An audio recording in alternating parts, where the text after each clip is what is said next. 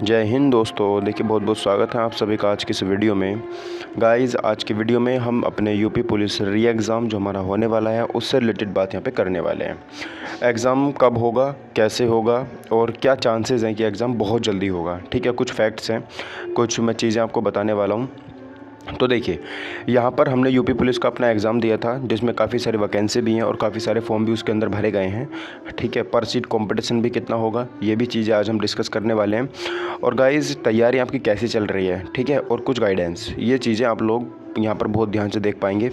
तो इसमें आप लोगों को बहुत ध्यान से मेहनत करने की ज़रूरत है, अदरवाइज़ कंपटीशन तो हर जगह पर है। ठीक है, चलो देखो, यहाँ पर मैं आपको बताता हूँ हमारा जो आज का टॉपिक है वो यूपी पुलिस री एग्ज़ाम का जो डाटा है उसको देखेंगे और कंपटीशन कितना है और कैसे तैयारी हम इसकी कर सकते हैं। ठीक है, चलो।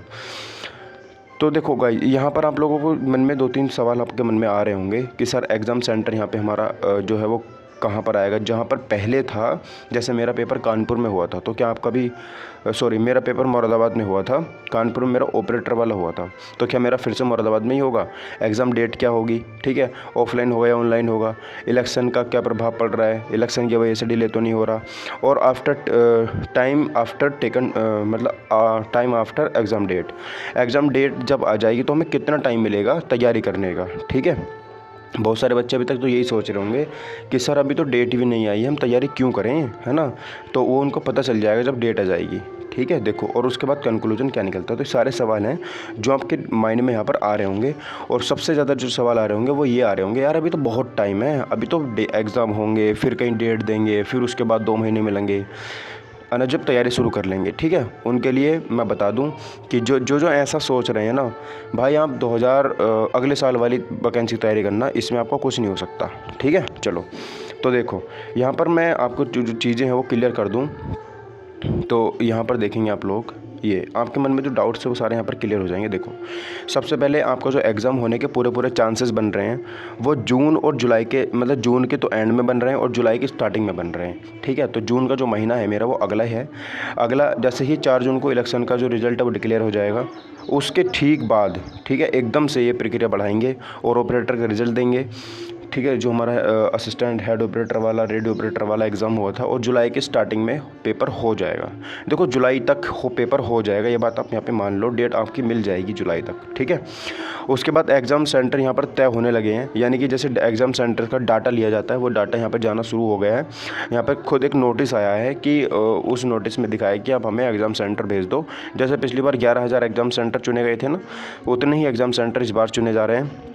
और जो मेरा दिन यहाँ पे रखा जाएगा, या तो सैटरडे का दिन होगा या फिर संडे का दिन होगा। ठीक है, ऐसी प्रोबेबिलिटी बन रही है कि संडे में पेपर हो सकता है या फिर सैटरडे में हो सकता है। ठीक है, ये बात भी आप लोग यहाँ पे ध्यान रखना।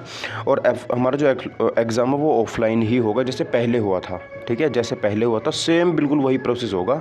बस इस बार जो धांधलेबाजी होगी ना, पिछली बार दिखा दी थी, इस बार दिखा के नहीं होगी तो अब की बार भी बहुत सारे हरामखोर ऐसे हैं जो इस बार भी करवाएंगे ज़रूर। ठीक है, मेहनत के दम पर नहीं, पैसे के दम पर। चलो, ऑफलाइन एग्ज़ाम यहाँ पर मोड होगा हमारा, जैसे हमारा पहले हुआ था वैसे ही होगा। और इस बार मैं उम्मीद करता हूँ कि जैसे हमारे ज़िला टू ज़िला एग्ज़ाम देने का मौका मिला था, कि जैसे मैं मुरादाबाद का हूँ तो मुझे मुरादाबाद में ही पेपर देने मिला था, ऐसे ही कोई अगर फ़िरोज़पुर का है तो उसको फ़िरोज़पुर ही, है ना। तो ऐसा नहीं होगा, इसमें हमें पास का ज़िला दे दिया जाए, कोई भी हम उसमें जाएं, ऐसा मैं चाहता हूं कि इसमें हमें ऐसा ही देखने को मिले। ठीक है, और जो हमारा gap in exam date just 15 days to 20 days, जब यहाँ पर ये एग्ज़ाम डेट दे देंगे तो उसके ठीक 15 से 20 दिन बाद ही एग्ज़ाम ले लेंगे, यानी कि एग्ज़ाम की तैयारी करने के लिए टाइम नहीं मिलेगा। वो इसलिए नहीं मिलेगा क्योंकि अभी हमारे पास टाइम है तैयारी करने का। ठीक है, ये बात हम मान के चलना। कभी आप सोचो ऐसा नहीं होगा, 2 महीने तो कम से कम मिलेंगे, भाई बिल्कुल भी नहीं मिलेंगे। इसका एग्ज़ाम्पल आप दिल्ली पुलिस से समझ लो, फिजिकल में उन्होंने बिल्कुल भी टाइम नहीं दिया था। अब उनका आप कुछ नहीं बिगाड़ सकते अगर उन्होंने टाइम नहीं दिया तो, लेकिन वो बिगाड़ लेंगे। ठीक है, चलो। और अगर आपको सिलेक्शन चाहिए अभी से, अगर आप सिलेक्शन लेना चाहते हो तो आपसे अगर 8-9 घंटे डेली अगर आप यहाँ पे पढ़ना शुरू करते हो, हार्ड स्टडी चैलेंज लेते हो, तो डैम श्योर हूँ मैं कि आपका सिलेक्शन 110% हो जाएगा। ठीक है, लेकिन आपको 8 घंटे पढ़ना पड़ेगा। फ़ोन में अलग रख के टाइम सेट करो उसमें, ये नहीं कि 10 बजे का टाइम सेट कर लिया, चलो सर सुबह को 8 बजे तक पढ़ेंगे हम, रात के 10 बजे से।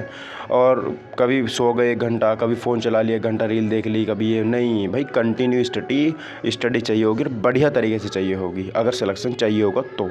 और नहीं चाहिए तो भाई वो जो मर्जी करा वो चलो, फ़ोन में टाइम ख़राब करने के लिए ही फ़ोन बना है, ठीक है। यूज़ तो बहुत कम कर पा रहे हैं। देखो अब यहाँ पर देखो हमारे जो कॉम्पिटिटर्स हैं उसमें अगर हमें बीट करना है सबको, तो और ये भी याद रखना जो कॉम्पिटिटर्स हैं ना वो हमारे आसपास के लोग ही हैं, है ना, हमारे दोस्त। आप देख लेना आपके सर्कल में बहुत सारे बच्चे यहाँ पर क्या कर रहे होंगे, तैयारी कर रहे होंगे, ठीक है। तो इसमें आपको कंटिन्यूटी बहुत ज़्यादा ज़रूरी मेंटेन करनी पड़ेगी। 8 घंटे अगर आपने आज से शुरू करें तो 8 घंटे ही डेली पढ़ना पड़ेगा, संडे में भी पढ़ना पड़ेगा रिविज़न करने के लिए, ठीक है। ये कंटिन्यूटी हो गई। और सिलेबस में केवल आपको 4 ही सब्जेक्ट पढ़ने हैं, हिंदी, रीजनिंग, मैथ और यहाँ पर जीके, ठीक है। तो ये आपको 4 सब्जेक्ट पढ़ने हैं और चारों सब्जेक्ट ही एकदम मतलब बहुत ज़्यादा बता दूं तो इजी हैं, इसमें कोई ज़्यादा टफ आता नहीं है। मैथ से बहुत सारे बच्चे डरते हैं लेकिन मैथ भी इसमें बहुत कम आता है, रीजनिंग सबसे ज़्यादा आती है, ठीक है। और ये बात ठान लो आप, अपने चिपका लो हर जगह कि इस बार वर्दी मेरी होगी, इस बार वर्दी मेरी होगी। फ़ोटो एडिट कर लेना अपना और उसमें कपड़ों पर वर्दी चढ़ा लेना, टोपी लगा लेना कि भाई साहब वर्दी तो इस बार मैं लेकर आऊँगा, ठीक है। उसको देख के आपको बार बार मोटिवेशन मिलेगा। उसके बाद आपका विज़न बिल्कुल क्लियर होना चाहिए। ऐसा नहीं कि यार पुलिस में नहीं हो पाएगा तो वो देख लेंगे, नहीं भाई, एक ही विज़न लेके चलना है कि मुझे पुलिस में सिलेक्शन इस बार चाहिए तो चाहिए, वन इसके बाद मैं पढ़ाई छोड़ दूंगा कंपटीशन की, ठीक है। ऐसे ऐसे कुछ हार्ड डिसीजन लेने पड़ेंगे तब जाके कुछ होता है, बात समझ में अगर आपको आ रही है तो, ठीक है। चलो तो अब यहाँ पे देखो थोड़ा सा डाटा मैं बता देता हूँ। जो हमारा कॉम्पिटिटर्स हैं वो ऑल मतलब जितने ने फॉर्म भरा है तो लगभग 60,000 तो हमारी वैकेंसी हैं, ठीक है। 60,244 एग्जैक्ट डाटा मैं बाद में बता दूंगा। और 48 लाख फॉर्म भरे गए हैं, ठीक है। 60,000 वैकेंसी हैं, 48 लाख फॉर्म भरे गए हैं। जब आप इस चीज़ को डिवाइड करोगे तो एक सीट पर 80 बच्चे आते हैं। कितने? 80। आप कहोगे सर सारे थोड़ी पढ़ते हैं, अरे 5 पढ़ते हैं नहीं इसमें से 80 में से, ठीक है। एक आप हो गए और एक 5 हो गए। आप सोचो 80 में से 5 बच्चे तो पढ़ते होंगे नहीं, इन 5 बच्चों में से भी एक सीट लेनी बहुत भारी पड़ जाएगी, ये बात ध्यान रखना आप। कंपटीशन में अगर एक भी बंदा है ना और वो हमसे अच्छा कर रहा है तो हम उसको बीट करने के लिए उससे ज़्यादा मेहनत करनी पड़ेगी। तो आप ये मत सोचो 80 में से तो सिलेक्शन नहीं, भाई नहीं हो सकता। 80 में से 50 मान लो हरामखोर, 30 तो पढ़ने वाले होंगे नहीं, 30 में से 20 तो होंगे नहीं होंगे। हाँ, पेपर के लेवल पर डिपेंड करता है, पेपर का लेवल कैसा आएगा। बहुत सारे बच्चे सोचेंगे पेपर आसान आएगा भाई तो कट ऑफ ज़्यादा जाएगी, पेपर हार्ड आएगा तो कट ऑफ कम जाएगी। तो पेपर से आप लोगों को कुछ लेने देना है नहीं, बस आपको तैयारी करनी है, ठीक है। जो पढ़ेगा अच्छे से वो हार्ड में भी अपने क्वेश्चन कर ही आएगा और इजी तो वो फाड़ के आएगा पेपर को, ठीक है।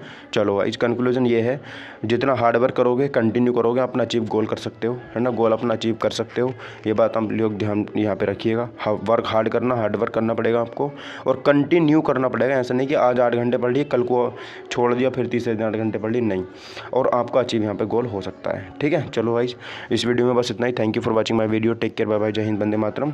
और यहाँ पर लाइक, शेयर और कमेंट करना ना भूलें। ये मेरी ईमेल आईडी है, कोई भी दिक्कत हो रही हो तो, और ये मेरा कॉन्टैक्ट नंबर है, व्हाट्सअप पे भी है, ठीक है, कर लेना। चलो गाइस मिलते हैं फिर अपनी अगली वीडियो में। Thank you for watching my video. जय हिंद।